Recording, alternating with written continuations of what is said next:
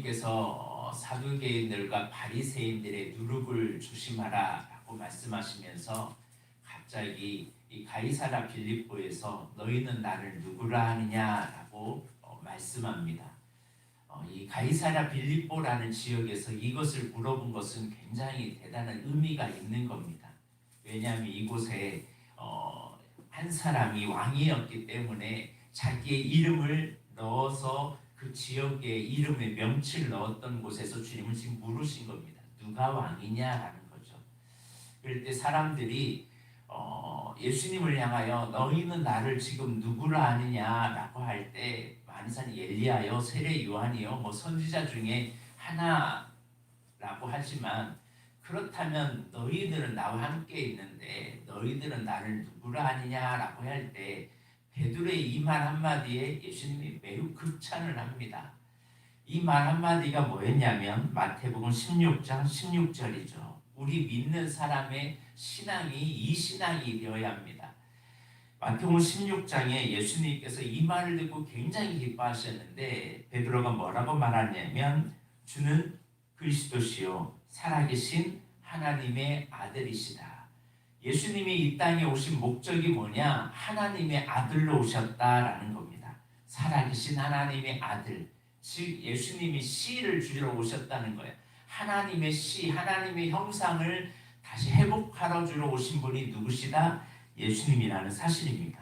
아담이 하나님의 형상을 잃어버려서 타락함으로 사탄은 뱀의 아들로 독사의 새끼가 되어버렸는데 예수님은 이 씨를 회복하러 오신 분이 누구시다? 예수님이시다. 그래서 우리는 계속 이 씨야, 우리가 예수를 믿으면 점점 누구를 닮아가야냐면 살아계신 하나님의 아들의 형상이 있어야 돼요. 자녀가 크면 클수록 누구를 더 닮냐면 어릴 때만 부모를 닮는 게 아니에요. 크면 클수록요, 쟤는 꼭 누구 닮았다라는 말을 꼭 해요. 크면 클수록 더 적나라하게 드러나요. 어떻게 행동이 꼭 똑같을까라고 할 정도로 씨가 있기 때문에 그래요. DNA가 있기 때문에. 우리들도 주님을 정말 믿으면요, 점점 달라지는 것이 있는데 점점 주님을 닮아요. 근데 이 씨가 온전한 씨가 아니면요, 주님을 못 닮고 계속 뱀의 형상을 닮아요. 그러니까 씨가 뭔가 문제가 있는 거죠. 그러니까 씨가 하나님의 형상으로 계속 자라서 점점 씨가 죽어질 때 점점 달라지듯이 우리 안에 하나님의 형상이 이루어집니다. 하나님의 형상이 이루어지기까지 뭐가 있었냐면 그리스도로 오신 예수 그리스도의 성령 안에 있어야 된다는 사실이죠. 그리스도로 우리가 계속 기름 부음을 받아야 돼요. 어제 기름 부음 받았다고 그냥 멈추는 것이 아니라 계속 기름 부음을 받으면 우리는 왕으로, 제사장으로, 선지자로 사역할 수 있는 사람이 된다는 사실입니다. 이것을 잃어버리면 우리는 넘어져요. 그런데 교회가 뭐냐? 교회는 이 두 가지를 향해 나아가는 거예요. 하나님의 형상을 회복하고 기름 부음을 받아서 하나님의 나라를 회복하는 겁니다. 예수님은 이 반석 위에 교회를 세우겠다고 하시는데 이 반석이 뭐냐면 베드로의 신앙 고백이거든요. 베드로를 쓰겠다는 게 아니라 베드로가 말한 이 신앙 고백이 있을 때 교회가 교회될 수 있다는 거예요. 하나님의 형상으로 점점 되어가고 점점 하나님의 씨 그리고 통치권이 있을 때 기름 부음이 있을 때 이 두 기둥으로 교회를 세워가는 교회가 구속사에게 귀하게 쓰임받는 교회가 된다는 사실입니다. 그러므로 교회는 주님이 세우지만 이 교회를 주님은 어떤 사람을 부르십니까? 교회는 하나님의 백성이 다 교회예요. 여러분이 다 교회로 나와서 하나님의 몸을 이루고 하나님의 나라를 세워가는 사람임을 여러분 잊지 마시길 바랍니다. 이 두 가지의 씨가 있을 때 음부의 권세가 이기지 못해요. 하나님의 씨가, 살아계신 하나님의 씨가 계속 형상이 되고 그리스도로 통치권을 이루는 교회는 음부의 권세가 손을 못 댑니다. 세상 사람들은 음부의 문을 이기지 못하므로 죽으면 다 음부의 문으로 들어갑니다. 그러나 우리는 음부의 권세가 이기지 못하는 이 교회, 이 신앙 고백이 오늘 저와 여러분에게 있기를 바랍니다. 그러면 누가 이런 교회를 주님의 동력자가 될 수 있습니까? 바로 예수님이 살아계신 하나님의 아들로 그리스도로 만난 사람이 그리스도의 교회를 세워갈 수 있다는 사실을 여러분 잊지 마시고 우리가 바로 교회를 세워가는 일꾼임을 잊지 마시길 바랍니다. 이런 신앙 고백 위에 하나님께서는 천국 열쇠를 주겠다는 겁니다. 이 천국 열쇠는 내가 열쇠를 주관하고 있어요. 내가 여느냐 내가 닫느냐가 관련이 있습니다. 내가 닫으면 닫혀지고 내가 열면 열어요. 내가 아무 짓도 하지 않으면 이 열쇠는 아무것도 하지 않아요. 마지막 시대에 사단이 무너뜨리는 게 뭐냐면 교회예요. 여러분, 교회가 무너지면 선교할 수 있을까요? 교회가 무너지면 하나님의 나라를 할 수 있을까요? 그러니까 마지막 시대의 공격 대상은 교회예요. 그리고 목회자예요. 두 가지 무너뜨리면요, 아무리 성도들이 뛰어나도요, 그렇게 충만해도 다 무너져요. 그러므로 여러분, 마지막 시대의 공격 대상은 교회고 목회자임을 여러분 알고 여러분 기도해 주시길 바랍니다. 교회가 늘 깨어서 있어야 선교도 가능하고 어디 무엇을 해도 가능해요. 그러지 않으면 힘이 없어요.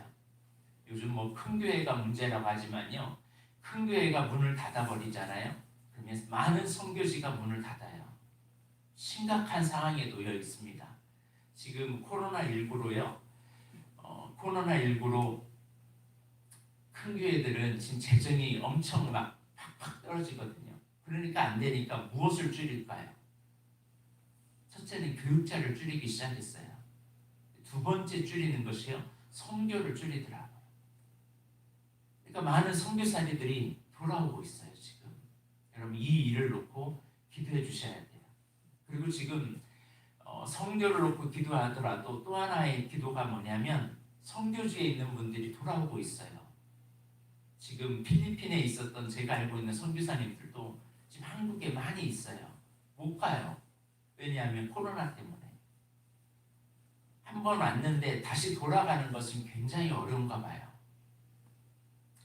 이 일을 놓고 여러분 기도해 주시고 이런 코로나가 빨리 사라질 수 있도록 기도해 주시길 바랍니다. 그러면 예수님께서 이런 고백 위에 뭐라고 하냐면 난 십자가 지고 나는 사흘 만에 다시 살아날 것이다. 십자가의 길을 알려주셨어요.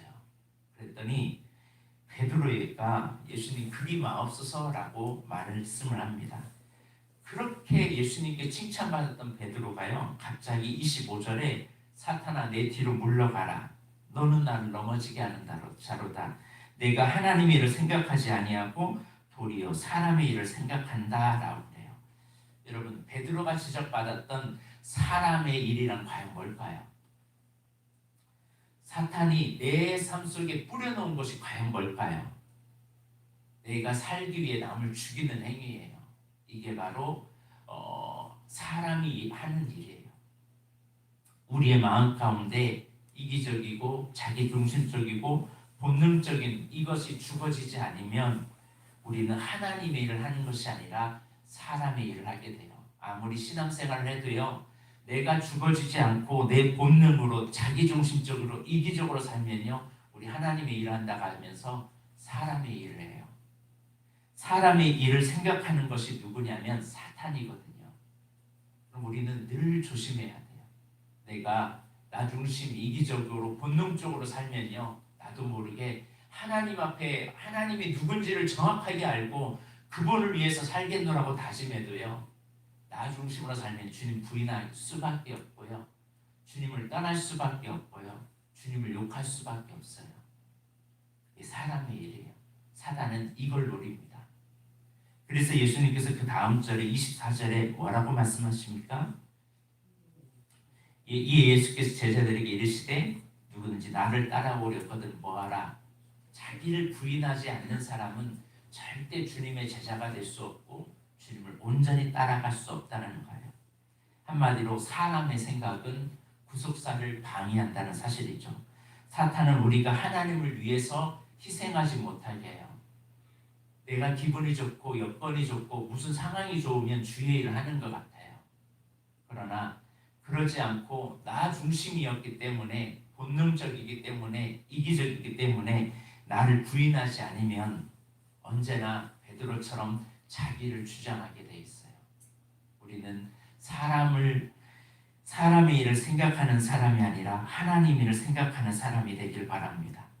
하나님의 일은 과연 뭘까요? 하나님의 일은요, 나를, 내 생각을 내려놓고 하나님이 기뻐하는 일, 살리는 일의 목적을 가지고 살아갑니다. 하나님을 일을 위해서는 내가 죽지 않으면 온전한 하나님의 일을 하지 못해요. 그러니까 십자가를 경험하지 않으면 절대 온전한 하나님의 일을 하지 못해요. 여러분, 믿음이 좋은 것 같은데 내가 죽어지지 않으면, 내 상황에 맞지 않으면 다시 옛 본성으로 가게 됩니다. 십자가만이 생명을 살릴 수 있습니다. 내가 죽어야 다른 생명으로 살아갈 수 있습니다. 예수님의 십자가를 내가 지어야 주님의 십자가를 질 수 있다는 사실입니다.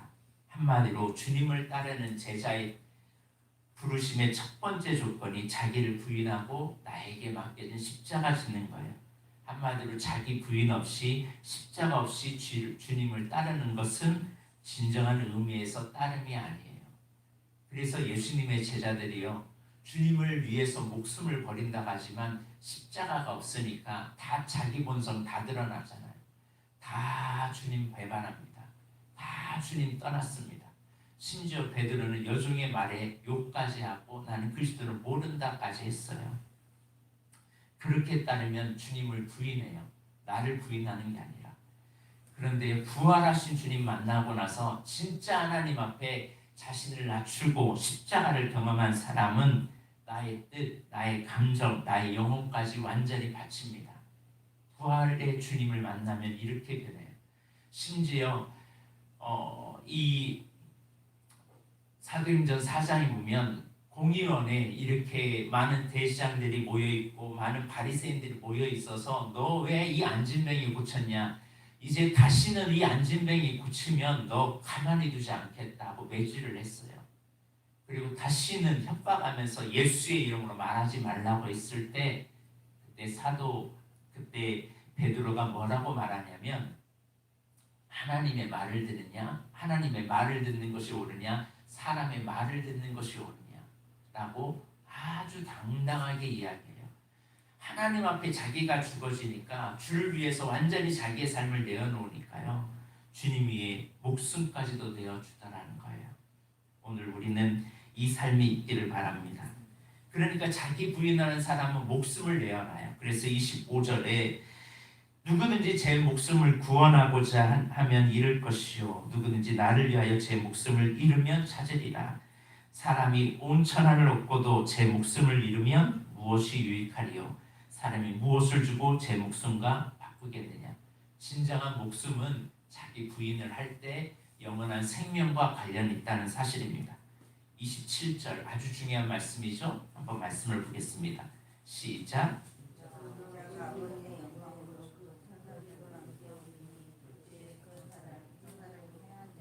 성경에서는요, 믿음의 사람들을 계속 말할 때 모든 복음서, 서신서에서 정말 강조하는 게 뭐냐면 각 사람이 행한 대로 갚으시리라. 이게 엄청나게 많이 나와요. 성경을 찾아보세요. 각 사람이 행한 대로 내가 갚으리라라는 말이요, 많이 나와요. 그런데 이것을 아주 가벼이 여겨요. 우리는 다른 사람이 어떻게 하든 다른 사람 신앙 보지 말고 나 신앙을 잘 지키길 바랍니다. 이 땅에서 여러분 잘 살기 얼마나 애씁니까? 하나님 앞에 나라에 갔을 때 내가 이 땅에서 행한 만큼의 상이 있어요. 반드시 갚아주세요, 하나님. 심지어 소자에게 한 것도 내가 갚아주겠다고 하는데 하나님이 내가 주를 위해서 하는 거 하나도 잊어버리지 않는다고 그러셨어요. 여러분, 나만 고생하는 것 같고 나만 억울한 것 같고 나만 애쓰는 것 같고 누구 하나 알아주지 않는 것 같고, 아니요, 주님은 다 알아줘요.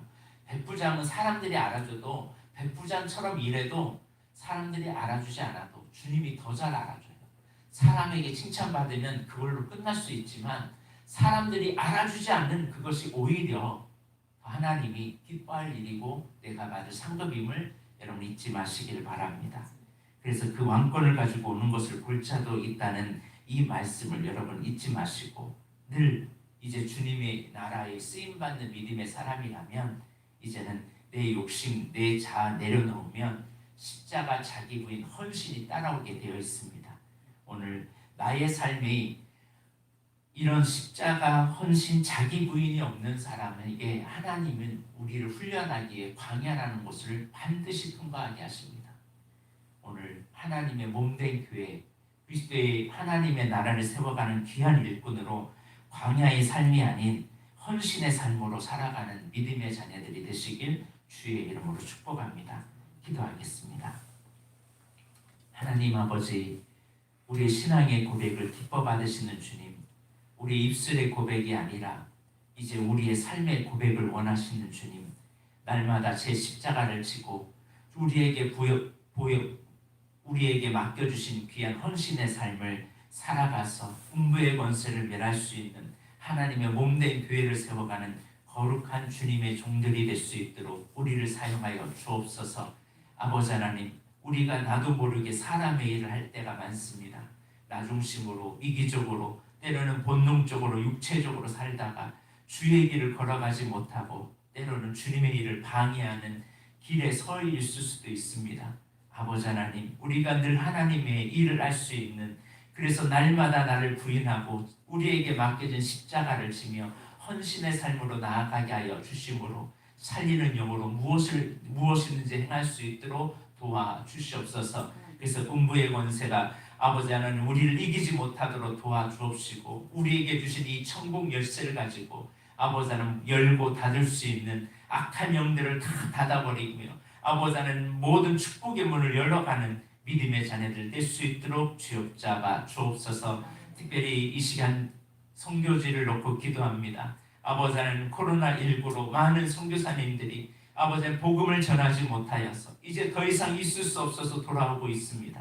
하나님 이 코로나19가 오히려 복음 전파가 방해가 되지 않게 하여 주옵시고 오히려 복음을 증거하는 계기가 되게 하여 주옵소서. 특별히 미얀마로 아버지 하나님 군부 체계로 고통을 받는 수많은 미얀마의 시민들이 있습니다. 아버지 하나님 폭력을 당하고 살인을 당하고 아버지 잔인하게 난무하는 그 땅에 하나님 어둠의 역사가 나타나가게 하여 주옵시고 정사의 영이 떠나가게 하여 주옵시며 악한 영들이 다 사라지게 하여 주옵소서. 그 나라에 깨어있는 사람들, 군부에 있는 사람들이 정신을 차리게 하여 주옵시고 동참하지 않게 하여 주옵시며 아버지 하나님 온전한 민주주의가 이루어질 수 있도록 주여 축복하여 주옵소서. 미얀마의 눈물을 닦아 주옵소서. 이 땅에 광주 민주화 운동이 있을 때 많은 해외에서 돕는 자들의 손길을 통하여 이 땅에 자유가 있었던 것처럼 아버지 하나님 지금도 미얀마도 아버지 하나님 그런 많은 도움을 필요로 하고 있습니다. 하나님 많은 유엔과 많은 나라에서 도움의 손길이 끊이지 않게 하여 주옵시고 그 나라가 이제 회복되어서 다시 기쁨의 나라, 회복의 나라가 될 수 있도록 복음의 나라가 될 수 있도록 도와주옵소서. 이 일을 통해서 많은 사람들이 깨어나게 하여 주옵시고 아버지 하나님 기도하여서 그 나라를 변화시켜 주옵소서. 아버지 하나님 오늘 이 땅 가운데 주님의 능력이 있게 하여 주옵시고 하나님 앞에 돌아오는 많은 하나님의 백성들이 일어나게 하여 주셔서 음부의 권세를 멸할 수 있는 많은 사람들이 깨어나게 하옵소서. 감사드리며 예수님의 이름으로 기도드립니다. 아멘. 우리 찬송가